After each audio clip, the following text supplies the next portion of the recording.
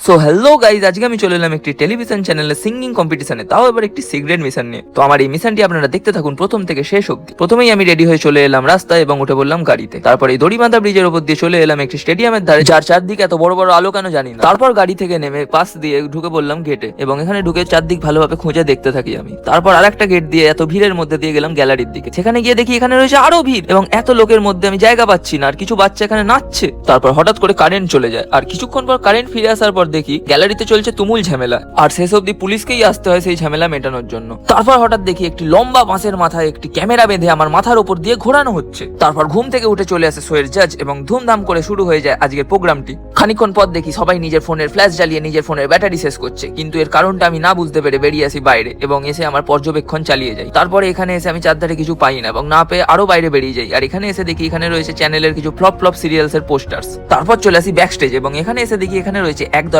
অদ্ভুত ড্রেস পরা মানুষ, এবং কিছু কিছু মানুষদের মাথা দিয়ে তো গাছও জন্মেছে। সেখান থেকে চলে আসি স্টেজের সামনে, এবং এখানে এসে দেখি কিছু দর্শকরা সাদা সাদা কি সব জিনিস নিয়ে ওড়াচ্ছে। তারপর খিদে পেয়ে যায়, চলে আসি ফুড জোনে, এবং এসে দেখি এখানে রয়েছে চা, কফি, বিস্কিট, সঙ্গে ফিশ ফ্রাই, চিকেন কাবাব আর কিছু ডেজার্ট আইটেমস। দেরি না করে নিয়ে নিই এক প্লেট রেশমি কাবাব, যেটা টেস্ট তো জাস্ট আমার অসাধারণ লাগে। আর তারপর নিয়ে নিই এক প্লেট ফিশ ফ্রাই, যেটা টেস্ট আমার খুব একটা ভালো লাগেনি। তারপর রসবড়া জিলিপিটা ট্রাই করে বেরিয়ে আসি বাইরে, আর এসে দেখি সৌরভ গাঙ্গুলি কি সব অশ্লীল ভঙ্গিমা দেখাচ্ছেন। তারপর গিয়ে আমি দেখতে থাকি কিছু প্রমোশনাল শুটস, আর তারপর এই স্টেজের স্ক্রিনের ব্যক্তিটিকে হঠাৎ করে দেখতে পাই আমার চোখের সামনে চলে এসেছে। তারপর আবার খানিকক্ষণ প্রোগ্রাম দেখতে লেগে যাই, আর দেখি এই অদ্ভুত দুটো সাদা মানুষের সঙ্গে এই দাদুটিও নিজের বয়স ভুলে বাচ্চাদের মতো নাচতে লেগে গেছেন। আর তারপর আবার আমার পেয়ে যায় খিদে, আর আমি চলে আসি খেতে। আর এখানে এসে দেখি এখানে তো হচ্ছে বিরিয়ানি, তাই এখানে এত লোকের ভিড়। দেরি না করে এক প্লেট বিরিয়ানি, চিকেন চাপ, রায়তা, স্যালাড নিয়ে বসে পড়ি খেতে, এবং বিরিয়ানির টেস্ট আমার নো ডাউট খুব ভালোই লেগেছিল। আর হ্যাঁ, এত লোকের কারণে এখানে স্পুনই শেষ হয়ে গেছিল, তাই আমি কাঁটা চামচ দিয়ে বিরিয়ানি খেতে থাকি। অনেক কষ্টে কাঁটা চামচ দিয়ে বিরিয়ানি খাওয়ার পর মিষ্টি খাওয়ার সময় আমি পেয়ে যাই স্পুন। খাওয়া দাওয়া শেষ করার পর আবার চলে আসি স্টেজের সামনে, এবং এখানে এসে দেখি এখানে চলছে রানার আপস এর ঘোষণা।